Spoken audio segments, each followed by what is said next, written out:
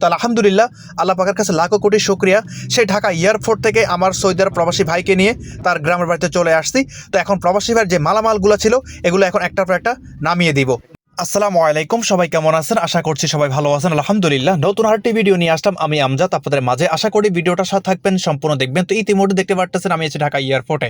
তো আজকে আমার এক সৌদি আরব প্রবাসী ভাই আসছে, তো উনি অল ল্যান্ড করে ফেলছে, এখন বের হয়ে গেছে, এখন বর্তমানে আছে 1 নম্বর টার্মিনালে। তো যে কথা সেই কাজ, চলে যাচ্ছে 1 নম্বর টার্মিনাল দিকে। তো গাড়ির প্রচন্ড পরিমাণ চাপ ছিল, যার কারণে আস্তে আস্তে ভিতরে প্রবেশ করতে হচ্ছিল। তো অবশেষে আমি ঢুকতে না ঢুকে আমার প্রবাসী ভাইকে আমি দেখতে পেলাম।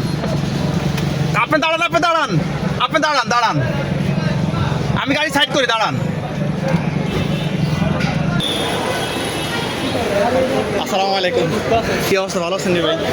ইতিমধ্যে আপনারা যাকে দেখতে পেয়েছেন উনি আমার আজকের কাঙ্ক্ষিত সৌদি আরব প্রবাসী ভাই। ভাইয়ের সাথে আমার আগে থেকে কোনো পরিচয় নাই, জাস্ট ভিডিওর মাধ্যমে ইনবক্সে বিগত 1 মাস আগে ভাই আমার সাথে যোগাযোগ করে, আর আজকে 1 মাস পর ভাই ফাইনালি বাংলাদেশে আসে। তো যাই হোক, দেখতে পেলেন তো ভাইয়ের যে মালামালগুলো ছিল এগুলো একটার পর একটা সেটিং করতেছিলাম সুন্দর করে। আমার এত পরিমাণ গ্যাদারিং এয়ারপোর্টে, মানে মানুষ আসলে 4-5টা ফ্লাইট যখন একসাথে নামে আর প্রচুর পরিমাণ গাড়ি ঘোড়া একসাথে ভিতরে প্রবেশ করে।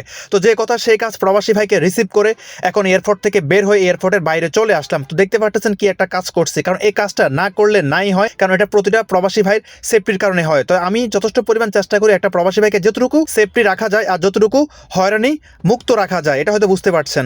আলহামদুলিল্লাহ অবশ্যই আমার সেই কাঙ্ক্ষিত সৌদি আরব প্রবাসী ভাইকে রিসিভ করে ফেলছি।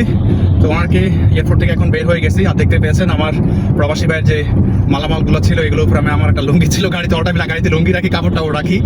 তো সুন্দর করে এগুলা ঢেকে দিছি।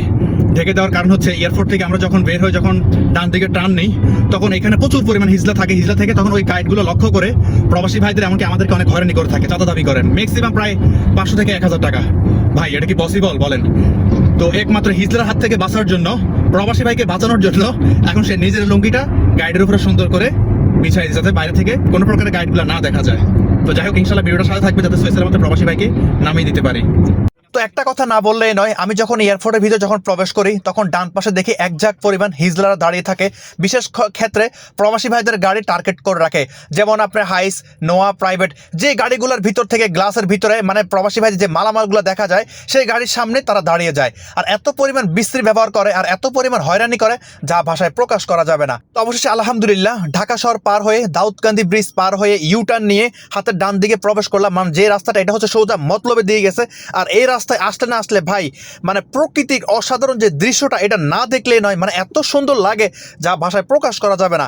যেমন ওয়েদার তেমন বাতাস তেমন ভিউ, আকাশের অবস্থাটা দেখেন আর চতুর্দিকে প্রকৃতির দৃশ্যটা দেখেন, মানে সেটা ভোলার মতো না ভাই। তো আলহামদুলিল্লাহ অবশেষে সকল কিছু পার হয়ে এখন প্রবাসী ভাইয়ের গ্রামের বাড়িতে চলে আসলাম। তো আলহামদুলিল্লাহ আল্লাহ পাকের কাছে লাখো কোটি শুকরিয়া। সেই ঢাকা এয়ারপোর্ট থেকে আমার সৌদি আরব প্রবাসী ভাইকে নিয়ে তার গ্রামের বাড়িতে চলে আসছি।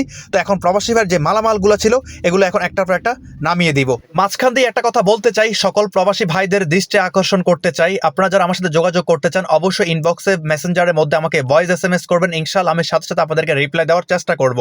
তো অবশেষে প্রবাসী ভাইয়ের যে মালামালগুলো ছিল এগুলো এখন নামিয়ে দিলাম। তো এখন প্রবাসী ভাই আপনাদের মধ্যে কিছু কথা। আলহামদুলিল্লাহ অবশ্যই আমার সেই কাঙ্ক্ষিত সৌদি আরব প্রবাসী ভাইকে নিয়ে চলে আসলাম ভাই গ্রামের বাড়িতে। তো ভাই আপনি তো ঢাকা এয়ারপোর্ট থেকে আসলেন, আপনার বাড়িতে পৌঁছানোর আগ পর্যন্ত কোনো সমস্যা ফেস করছেন কি? না না, ইনশাল্লাহ আমজাদ ভাই খুব ড্রাইভার ভালো, কোনো সমস্যা নাই। উনির লাগে আমার 1 মাস আগে কথা আসার জন্য। উনি ইনশাল্লাহ আমাকে খুব সুন্দরভাবে আমার বাড়িতে এনে পৌঁছে দিয়েছে চাঁদপুর।